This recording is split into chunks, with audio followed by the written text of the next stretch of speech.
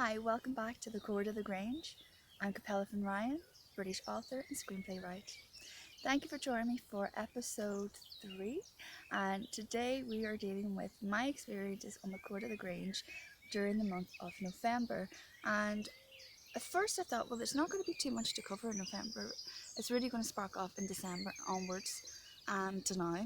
But then whenever I sat down and took my trusty little notes that I have here, because I'll not remember everything, I was like, there's quite a lot more than I remember, because I'm keeping a diary of every single day that something happens, so that I can report accurately to you guys. Hopefully trying to help you guys out and keep you guys safe as well, so nobody ever has to go through the same experiences that I am still suffering even today. It's unreal. So what November really covered was I during the early November, I had enough, because I was crying every day. I was starting to feel depressed, and I didn't want to sink into a deep depression or anything like that. So I was trying to be in control of my own emotions, in control of how I was feeling to the best of my ability.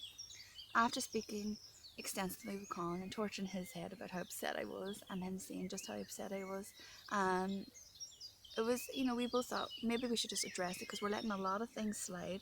And when we're letting a lot of things slide, a lot more stuff was happening. So I got to the stage where I was like, I'm going to address it, but I'm going to address it in a very polite, respectful way. I'm not going to lose my temper. I'm just going to tell him exactly, Anne and Tom, exactly how I'm feeling and the reasons why and what's caused me to want to leave the Court of the Grange back in November. So I did. I confronted them, went to the house. I was very respectful. I went by myself, because I was 2 against 1 with me. And I didn't want anybody to be like, oh, well, I was coming over being a bully, or I was coming over being aggressive in any way. So, well, as angry and emotional as I was, I forced myself to hold my, emotions together and keep myself composed.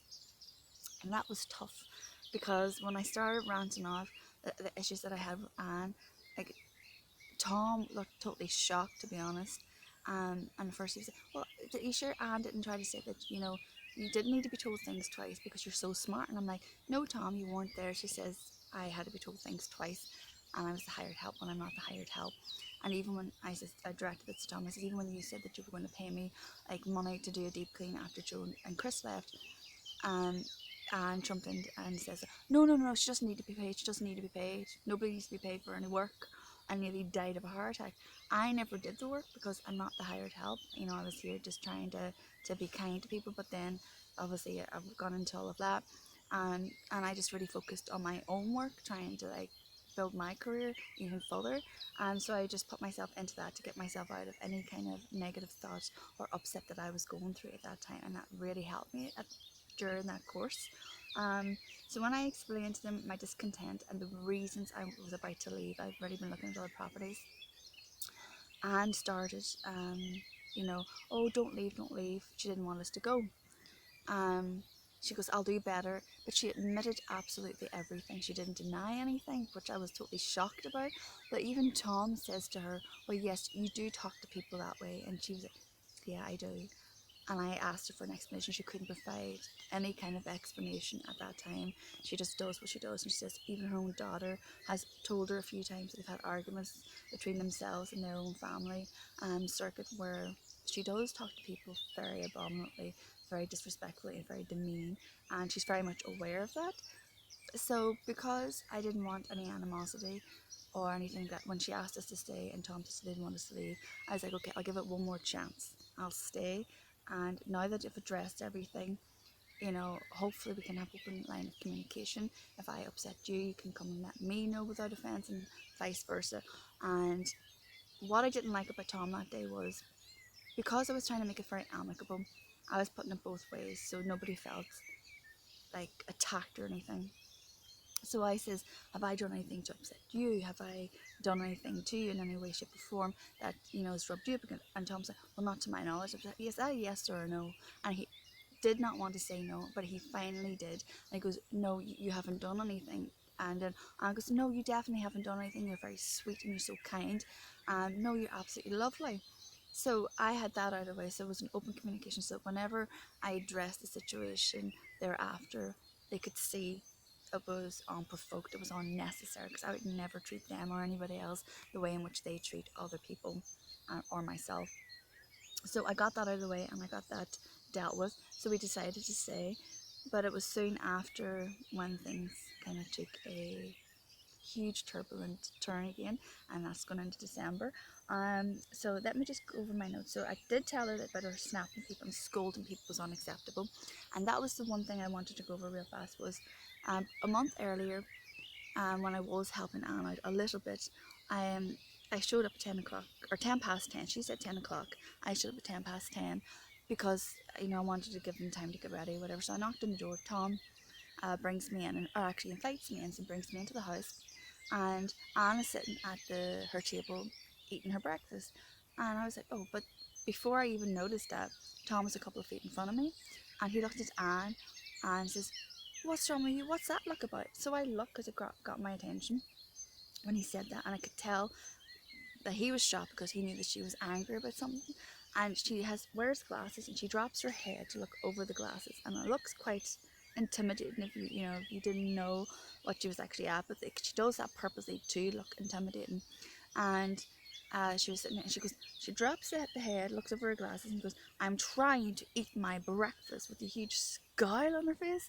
And I'm like, oh my god, this is so uncomfortable. This is just so uncomfortable. Where is the nearest exit? And Tom was like, well, it's not going to take long, you nearly finished your breakfast, and tried to make light of it. And she was furious. And I'm like, every time that they bring somebody into the house, they always end up leaving really uncomfortable after being mistreated somehow or other. Every single time. So let me see what else. When everybody left in October, Joe and Chris left on the 8th of October, the day after my birthday. And Dave left around the 16th, and he was supposed to stay a bit longer, but ended up leaving because he was uncomfortable with the situation here and how Anne and Tom and everybody spoke to and treated them and everything, and because of the listening devices and illegal cameras, which I'm going to get into in another video because that is a video on itself. So after we arrived, and the day after we arrived, I went in about the egg situation, and we got the eggs late in the night. We had no other food. There was the four of us that were starving, so we bought the eggs after being told that we could buy the eggs. But after all of that situation, we ended up being the only people here, and nobody were buying the eggs. So the eggs were stacking up to like 40, I think maybe 40, 50 eggs was just stored there, and we weren't buying them, but we purposely stopped buying them because of her scolding us in the first place. So we got the store-bought eggs. And then she goes into lectures about, oh, store-bought eggs have this, that and the other, and they have all these different horrible things in them. You're killing yourself. Buy my eggs. And no, but because nobody was here, she started harassing us every time. She said, you're not buying any eggs. Buy eggs. They're really good for you. They've got this benefit, they've got that benefit. You're buying store. Buy my eggs. So the eggs just stored up and she wasn't happy, but it was just the fact that she was harassing us to pay for her eggs. And no matter what, it was just every time she seen it, she couldn't come out. It was my eggs in it, and it was just too much. It was really, really annoying. And I'm going to leave it here because I've got quite a few more topics to go into November. So I'm coming up on almost 9 minutes, but I don't want to go too long. And if I go into another topic, it'll take me into a way, way long time and it won't upload. So I'm going to leave it here. I want to be back shortly. So I will get these up on YouTube, and whenever they're uploading, I'll come and do some more and finish November off for you guys. So thank you so much for joining me again today, and I will see you very soon.